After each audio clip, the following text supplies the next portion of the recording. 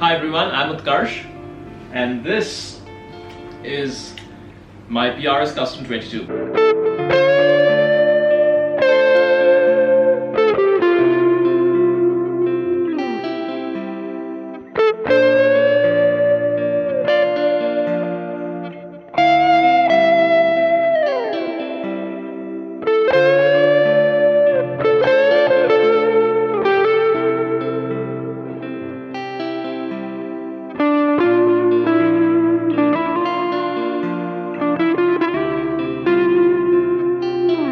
So for those of you coming from the PRS forum, you know that this series of videos is about my journey in PRS guitars. And for the rest of you, this may still be interesting. So my journey with PRS guitars really begins here. Well, maybe a bit of a preamble. So in 2015 is when I really thought that, I finally had some spare cash beyond paying all my student loans and all of the stuff I had to sort out. So I wanted to really start getting a bit more into guitars, things I'd always wanted to, that had held off for a very long time. One of the things that I really wanted always was a purple PRS. It was kind of brought on by Cradle of Filth because I had seen Paul Allender's guitar when I was relatively young in university. I thought it just looked amazing. I even tried it in the shop. I tried the SE version, the full fat version. I don't think there ever was a full fat version, but I just tried the SE version. It was amazing. And the impression that I had heard about PRS guitars is that PRS guitars are the smoothest guitars to play. That's what all my friends told me, none of whom had PRSs, but it was just the reputation that had built in our heads. So long story short, I live in Singapore. Singapore does not have a huge selection of PRS guitars. We have one dealer, but that dealer has a very limited selection. And I didn't really know where I would get one. I went to the dealer, I saw the guitars, but they were either not the right color, they were either brown, or they were not a custom 24. They were like Paul's guitar, which at that point in time I couldn't really appreciate because I didn't know enough.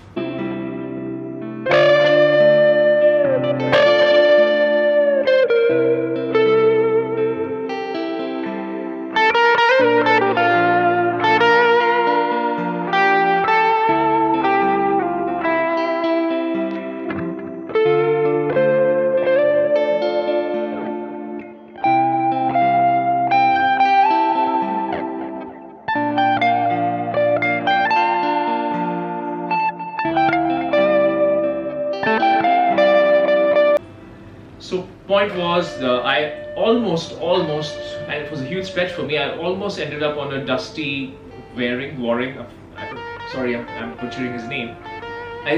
His guitar was a purple color. It had black chrome, so it just looked absolutely awesome. It was available in the shop in Singapore, but the problem was it had a Floyd Rose, and I really did not want a Floyd Rose. My roommate in university, who's in my band till this date, had a Floyd Rose Schecter. And oh my god, I had a Les Paul, he had that guitar, oh my god. My guitar was maintenance free and it's a Les Paul and Epiphone, and his guitar was a nightmare. So I never, till date I don't have a Floyd Rose guitar.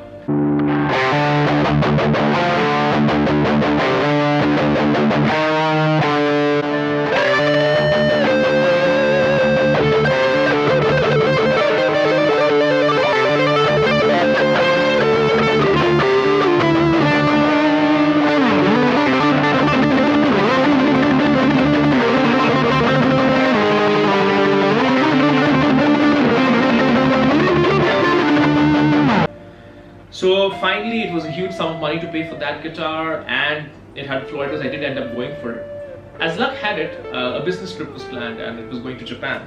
So it was amazing because I figured Japan would have a huge selection.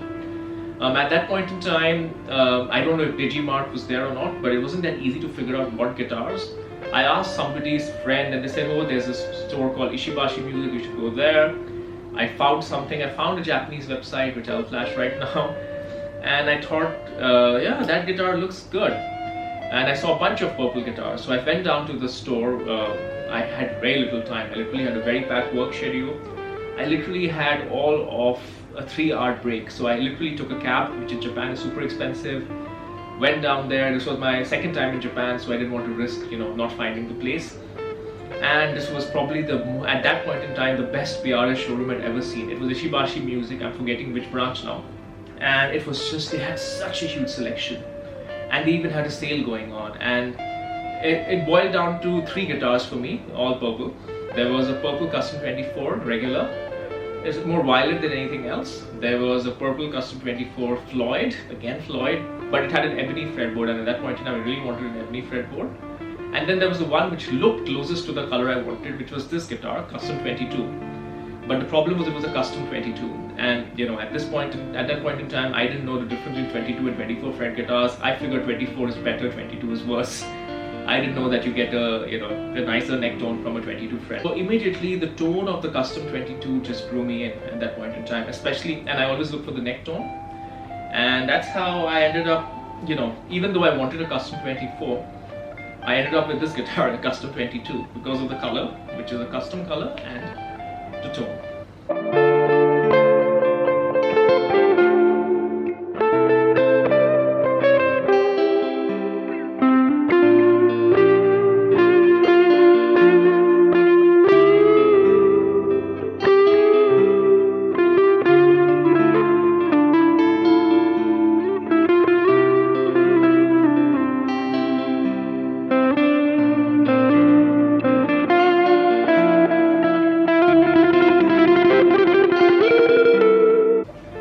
So let's tell you more about this guitar. The specs are fairly standard PRS, but some interesting things here and there.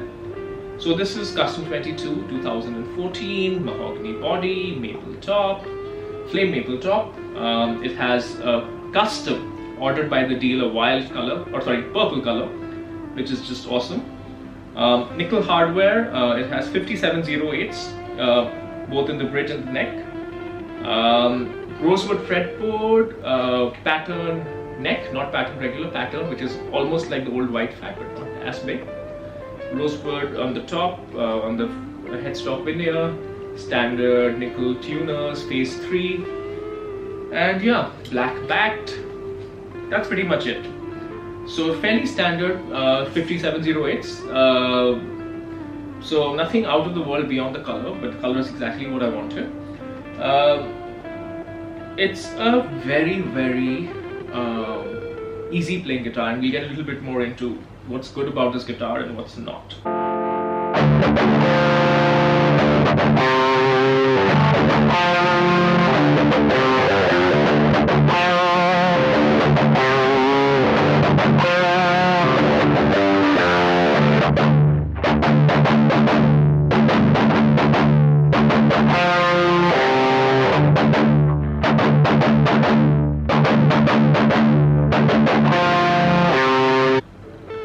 So what I really like about this guitar, as I just mentioned, is how easy it is to play. Everyone who has played this guitar says it's the easiest guitar in the world to play, including all my PRSs. So the archetype of PRS that I had of being a very smooth guitar to play, this guitar is the personification of that. I don't know what it is, the neck isn't particularly thin, but it's it's amazing. It just, this guitar plays itself beyond all the guitars that I have. So that's what I really like about it. I really like the color as well.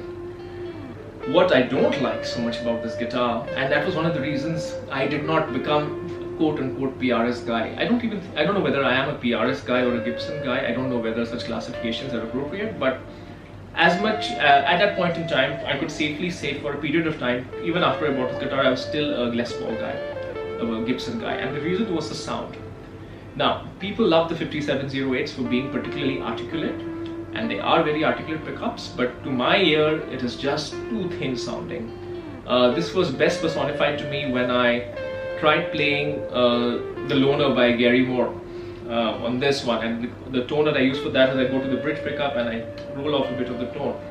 I played on a Les Paul, I played on this, world of a difference. The Les Paul sounds much better. So, for the longest point in time, I even figured, this guitar is amazing, it plays amazing, it's great for playing, things that require note clarity, but maybe that's not for me. So I almost sold this guitar not once but twice, because I was always struggling with, I love the way it looks, I love the way it feels, but I just don't love the way it sounds. And then, quite by accident, just after I literally made a video about selling this guitar, and then it struck me what I should do with this guitar. And all I have to do with this guitar is, I didn't modify it, I didn't do anything. I just changed the tuning.